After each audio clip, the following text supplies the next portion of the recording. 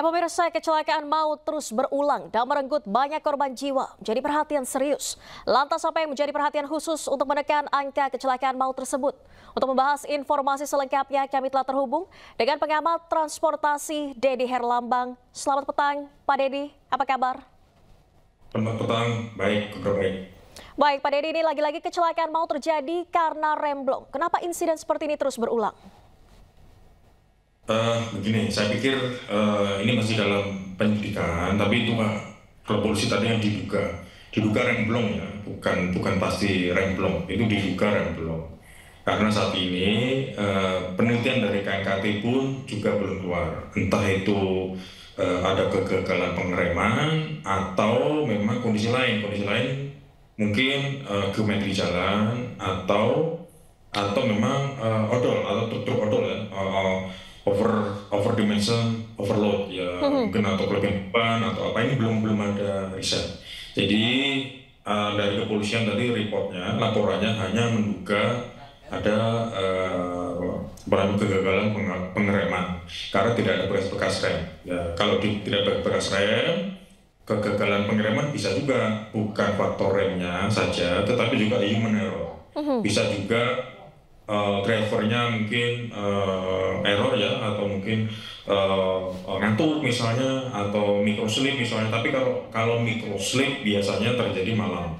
Nah kalau ini siang berarti ya bisa juga human error, orangnya sleepy, ngantuk. Jadi ngantuk bisa juga, lalu kaget karena tidak berfungsi. Mungkin juga kondisi kondisi kemusahan yang capek, lelah dan lain-lain. Ini kita juga tidak bisa menduga-duga juga bahwa atau human error, karena juga drivernya infonya juga meninggal dunia. Jadi saksi di sana kita hanya bisa menduga saat ini. Tapi kalau kondisi tadi memang bisa juga kejadian jadi duga karena prasarana, mungkin jalannya, geometri jalan juga tidak juga tidak fit untuk dilalui.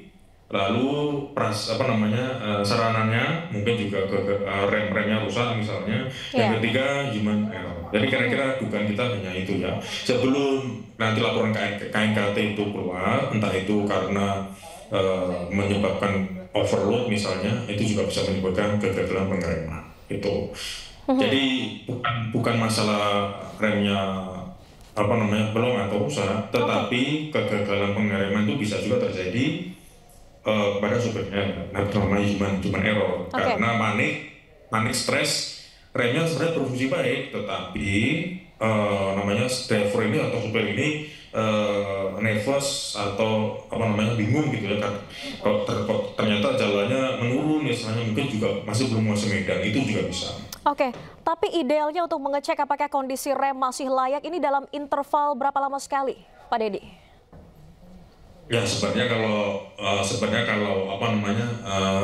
truk itu juga dari perusahaan transportasi yang betul, yang benar, tentunya mereka sudah punya manajemen keselamatan. Manajemen keselamatan itu juga termasuk menyiapkan sarana truknya. Sarana truknya itu kapan terakhir dilakukan kapas rem, kapan terakhir diganti remnya, oli remnya, kapan terakhir misalnya kompresor untuk penggeraknya itu juga dicek. Itu sebenarnya juga sudah ada semua. Jadi kalau untuk rilis di track record juga kapan juga driver ini sudah melakukan nyopir. Kalau dia nyopirnya terlalu lama, mungkin sudah di atas 8 jam, memang itu sudah ideal untuk diganti. Tetapi kalau ini memang perusahaannya perusahaan tanda kutip memang perusahaan tidak mempunyai izin resmi, izin jelas, juga tidak mempunyai manajemen keselamatan, tentunya resiko kecelakaan seperti ini tentunya akan berulang dan berulang terus. Jadi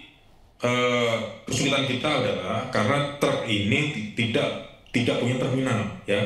Tidak punya terminal. Jadi untuk melakukan pengecekan pun susah. Tetapi kalau bus trayek misalnya itu kan masuk di terminal. Sehingga SUB atau PPTD itu juga bisa melakukan pengecekan. Nah sementara truk-truk ini mereka tidak punya terminal atau tempat resmi yang untuk dicek. Sebenarnya punya tempat resmi punya ya. itu di UPPKB. UPPKB itu adalah kalau orang awam istilahnya jembatan timbang. Nah, tetapi ternyata di jembatan timbang itu semua tidak wajib, ya. Semua tidak wajib. Jadi ada juga truk-truk yang lolos misalnya tidak mau dicek beratnya atau muatannya. Itu yang membuat kita kesulitan untuk mengecek. Sebenarnya di jembatan timbang itu bisa ya dilakukan pengecekan, tetapi karena ternyata undang-undangnya juga tidak mengharuskan untuk juga masuk, tidak wajib, sehingga disub atau lembaga instansi berwenang untuk melakukan pengecekan itu juga tidak bisa melakukannya. Apalagi sekarang disub statusnya juga bukan seperti undang-undang dulu sebelum undang-undang 22 2009 itu disub itu bisa melakukan penilangan. Nah, sekarang tidak bisa melakukan penilangan selama tidak didampingi oleh polisi. Maka ketika diminta masuk ke jembatan timbang, kalau selama tidak ada polisi, para driver truk itu juga mereka tidak masuk di jembatan timbang, sehingga juga pantauannya juga sulit, entah ini truknya sehat atau drivernya sehat, kita juga tidak bisa melakukan pengecekan, gitu Mbak. Baik, solusi jangka panjang dan jangka pendek untuk menekan angka kecelakaan seperti apa, Pak Dedi? Kalau jangka pendek sebenarnya simpel saja sih sebenarnya. Semua truk diwajibkan masuk di jembatan timbang, itu bisa. Dan harus ada polisi. Polisi punya diskresi untuk menertibkan truk-truk itu. Nah, kalau disub tadi sudah saya sampaikan, kalau truk-truk tadi kalau tidak ada polisi, mereka tidak mau masuk jembatan timbang, ya taruh saja di situ, mungkin ada Polres, ada polsek di sana, dipasang saja di jembatan timbang, pasti seperti itu akan takut, karena kalau truk itu tidak mau masuk, itu bisa melakukan penilangan. Nah, kalau untuk jangka panjang, jelas jangka panjang para sopir-sopir ini perlu dilakukan sertifikasi kelaikan dan kelayakan dia mengemudi sesuai dengan SKKNI yang ada, ya. Lalu yang kedua, tetap ada perubahan revisi Undang-Undang 22 nomor 2009 tentang lalu lintas angkutan jalan. Karena di sana posisinya juga hanya ada driver atau sopir yang selalu menjadi pesakitan atau korban, ya. Di sana juga misalnya kalau untuk pemilik barang atau pengusaha truk, di sana sangat minim untuk terjadi kesalahan. Padahal dalam terjadinya suatu kecelakaan itu banyak potensi-potensi yang menjadi tersangka, ya. Jadi untuk pemilik angkutan misalnya, pemilik truk, lalu juga pemilik barang, lalu juga pengemudi truk itu sendiri itu juga bisa menjadi tersangka. Baik, terima kasih banyak pengamat transportasi Dedi Herlambang telah bergabung di ID Sore. Salam sehat selalu, selamat petang. Baik.